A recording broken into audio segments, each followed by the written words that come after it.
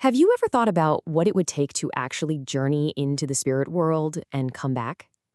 For literally thousands of years, one figure has stood at that exact crossroads between our world and the next, the shaman.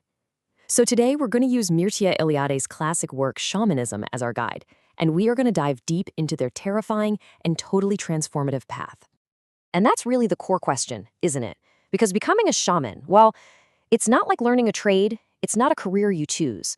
We're talking about a complete deconstruction of the self, an ordeal that literally forges a person into something more, a living, breathing link between the mundane and the magical, between the living and the dead. You know, Eliade's definition here is absolutely crucial. He makes it crystal clear that a shaman isn't just any old magician or medicine man. The real key is mastering the technique of ecstasy. Now, this isn't about some wild, out-of-control possession. No, it's about deliberately, purposefully entering a trance state, leaving your body, and navigating the spirit world with total control.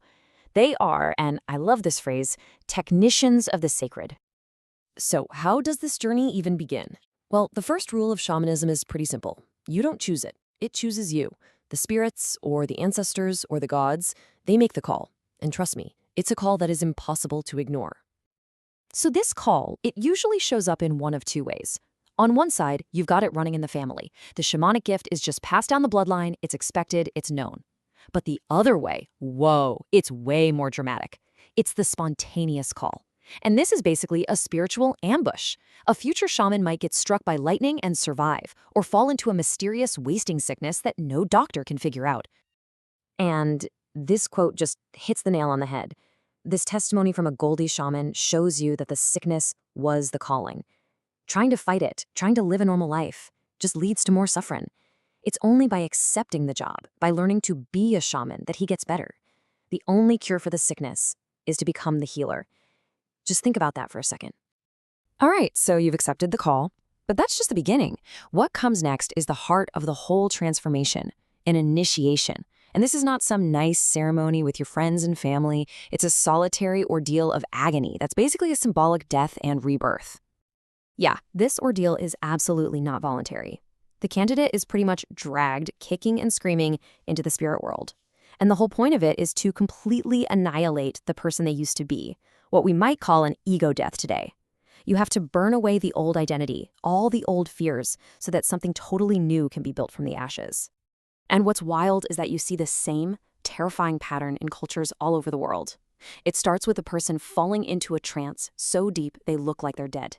Then, in their vision, they watch as spirits literally tear their body apart. They see their flesh stripped away, their bones scraped clean, their organs and eyeballs taken out and replaced. They are completely destroyed, and then meticulously rebuilt.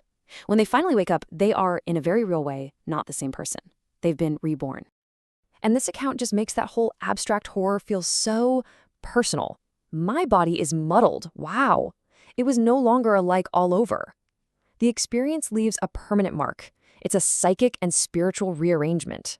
The outside world might look the same, but the person who's looking out at it has been changed forever. Okay, so you've survived death and rebirth. What now? Well, now the new shaman has to learn to navigate this completely new, unseen reality they live in. They have to learn the map of the cosmos. And it's funny, you can kind of see a map right here in the table of contents of Eliade's book. It's the perfect illustration that the spirit world isn't some vague, formless void. No way. It has structure, it has regions, it has laws, it has a geography. The shaman's job is to become a master cartographer of the sacred. The basic map you find pretty much everywhere looks like this. You've got 3 levels. There's our world, the middle world, and it's sandwiched between an upper world of the gods and a lower world of the dead. And connecting them all, right at the center of everything, is the axis mundi, or the world tree. Think of it as the shaman's cosmic superhighway, the elevator they take to travel between realms. But these paths are dangerous. They're guarded by what's called a difficult passage, a trial only a true spirit walker can pass. And here's the thing. They don't travel alone. And in a crazy twist, the same spirits that ripped them to shreds often become their greatest allies. These helping spirits, which often look like animals, a bear, an eagle, a wolf, they act as guides, as bodyguards, and as a source of power for the shaman on their journeys into the great unknown. So you might be wondering, what is the point of all this? The brutal initiation, mapping other worlds. What's it all for? Well, the journey is never for the shaman's own benefit. The final, most important step is to come back home and put these new powers to work for the community. Back in the village, the shaman is absolutely indispensable.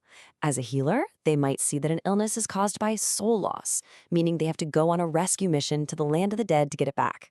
As a psychopomp, which is just a cool word for a guide of souls, they make sure the spirits of the dead make it safely to the other side so they don't get lost. And as a diviner, they're the spiritual guardian of the entire tribe, keeping everything in balance. So in the end, all that suffering serves a powerful purpose. They go through the ordeal so that their community doesn't have to. They are broken apart and remade into a living bridge, and the spiritual health of their entire society depends on them being able to walk back and forth between worlds. And this brings us to Iliade's really profound final point.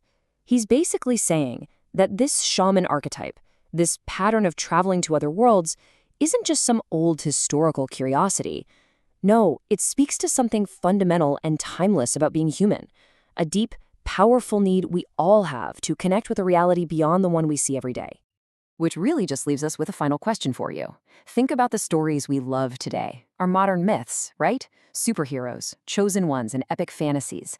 How many of them start with a life-shattering crisis, a symbolic death of their old, normal self, and a rebirth with incredible new powers, powers they have to use to serve the world? This ancient journey, it seems, is a story we just can't stop telling ourselves.